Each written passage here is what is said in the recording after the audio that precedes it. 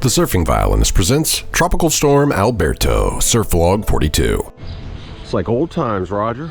Walking down Lookout Street to Spyglass, beach access 1. How many years has it been since you made this walk? How many years has it been? 12? 15? Lots of them? It's been a long time. And a lot has changed, actually. Like, nothing's changed. Actually, a lot has changed. June started off slow with some rideable waves here and there. In May, Roger Barnhart had joined me for a few dawn patrol paddles on flat days to prep for the return of surf, and June 1st was actually a surf day with a bit of drifty, disorganized flailing at sea. As a kid, Beach Access 1 was my old stomping ground, so staging this as my preferred surf report location has had a double benefit, a homecoming of sorts, and keeping the surf reports a bit more vague, so I'm not quite as guilty of further crowding whatever spot happens to be best at that particular moment. The return to beach break surfing is something I'm pretty stoked about, honestly. It's not going to stop me from going to premier spots when it's optimal, but it's nice on short period beach break slop to eliminate all the other elements of surfing a good spot with its priority concerns and politics, and just focus, and sometimes not focus at all, just tune out and stare at the horizon. Returning to Beach Access 1 has added a third benefit, the Surfline cam on the house that used to belong to the Fitzsimmons. I just learned that Surfline has a feature where you clip just the parts you want instead of downloading the entire feed in 10-minute chunks, which is a bit cumbersome way to find your waves. I'm still scandalized by how often I think my performance looks good from the first-person angle, and then I see the Surfline rewind angle, and see there's much more to be done. Early in June, Shark Panic took over, and the most viewed surf report up until that time was just an update on the double red flag for shark scare. Nothing like a good hysteria to grease the gears of social media. That being said, one of these mornings I felt a little spooked during a paddle from Treasure Island Condo towards Moonspinner. It just felt kind of weird. I heard some whistling coming from the beach. And keep in mind, this was before 7 a.m., so it's a testament to how busy our beaches have been that anyone was on the beach at all. But a girl yelled, "Shark!"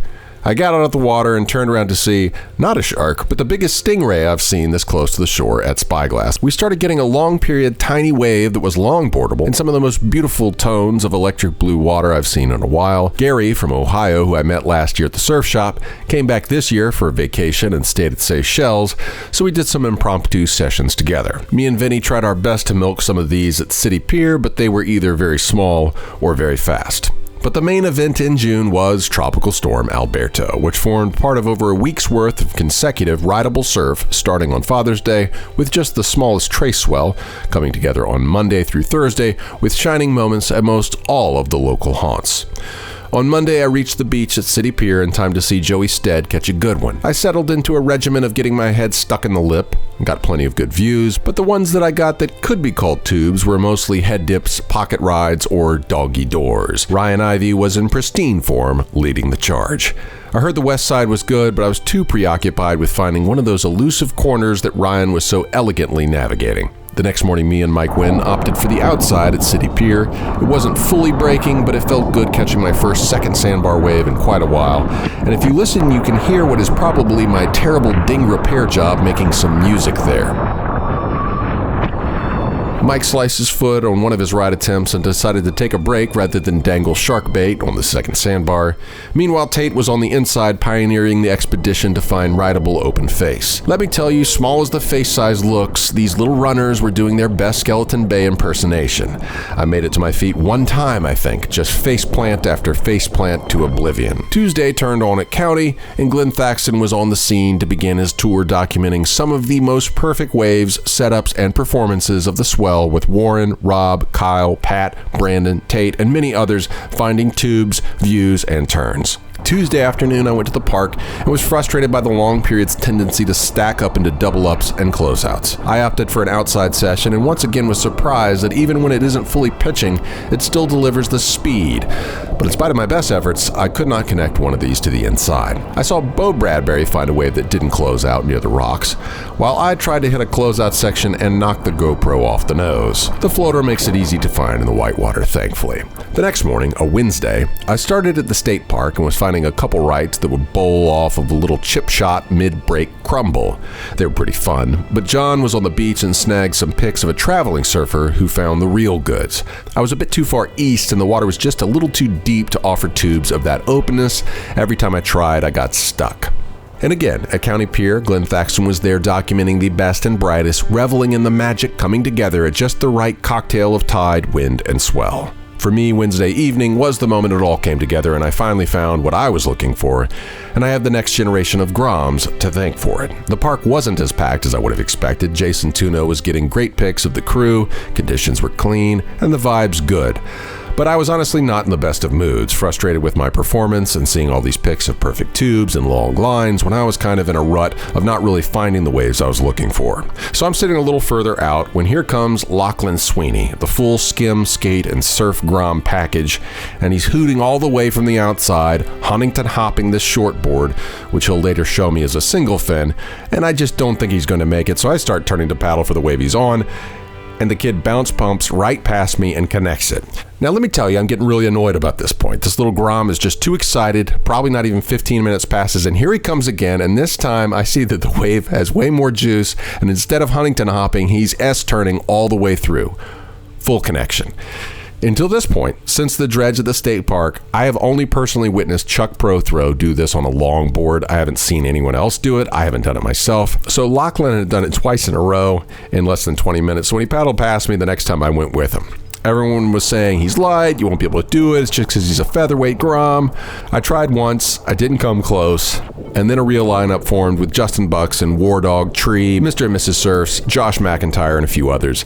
I got this clip of Buxton dropping in with my angle from behind the peak, and the promise of old days is there. So I kind of put my connecting to the inside goal on hold and reverted to an older dream.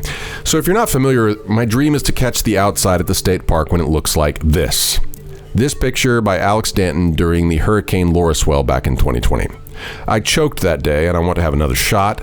I want to be where that dude is, and instead of going left, fade left and backdoor the right. It would take a while to get a chance to see if I could find that position. John Gilmore was on the beach and he snagged this shot of me and Justin Buxton splitting a peak. And while it looked like a normal head-high outsider, I do want to call attention to the fact that War Dog is not even visible in the pic, indicating just how slopey and outsized the outside at the state park gets due to its strange refraction effect. Finally, on one of these, I tried to backdoor the takeoff, not the barrel, but just from behind the peak. And while I botched my turn, I noticed the refraction wave so prominently it almost looked like it was breaking sideways, and figured I might be able to find my wave that would give me a connection after all. I talked to Tree about it, and he revealed that Lachlan wasn't the only one who had found the connection. He had found multiple, with turns all the way to the inside. I asked the secret, and he just smiled and said, "Now why would I tell you?" Well, I finally got my chance with a particularly nuggety wedge, and you can see it here, almost like a reforming standing sideways backwash wave. It did let me ride it all the way in, but due to a bit of noodle leg, I botched my last turn, making it incomplete. So I still have unfinished business with the outside of the state park, but I'm overjoyed that the proof is in the pudding. The state park is not done, and my dream wave awaits. I just gotta be in shape and ready when it does finally show itself. And the swell continued. On Thursday morning, I started to City Pier and saw Howell Fischel sitting so close to the shore, I thought he must be a skimboarder, getting his board or something. I mean, the tide was so high and the waves were so close to shore during the dawn patrol on Thursday, and me and Howell and Brandon Early just kept airdropping to nose pick. I got tired of the elevator drop lefts and decided to join Rhett for some elevator drop rights at County Pier, which did not disappoint in pound-for-pound discombobulation. We scoured the offerings for the unicorn wave that would let us find a corner to no avail. I still don't know how Rhett made this takeoff, and the whitewater plume on this one was majestic. Rhett was close a few times, and it was a blast getting to see some open tubes for a split second. We drifted through the pier, and Rhett found his unicorn left that reportedly let him remain high and dry and find an exit, but I was at the back, so I did not get to witness it. The next morning, I almost dropped in on Brandon Marola after witnessing Rhett way closer to the pier, unable to make all the way past the section. I'm glad I didn't. These waves are always tricky. The ones that look makeable are often impossible, and the ones that look impossible are sometimes makeable. We'd get more waves from Chris, but Alberto took all the juice out of me, so we'll stop there. A big thanks to all the photogs who snapped pics: Mike Oates, R.O. Smith, Glen Thaxton, John Gilmore, Jason Tuno, the Pipeline TV guys. Thank you all for preserving these moments and documenting yet another serviceable tropical storm swell. The wait and the hunt continues. Until next time, keep it consistent, even if the surf isn't. To see these videos early without ads, join the lineup here on YouTube. You just need a YouTube account, and for $1.99 a month, you click this little join button and sign up to get early and ad-free access to 4 monthly vlogs: the surf vlog, the violin vlog, the Masala vlog, and the family vlog. Thank you very much.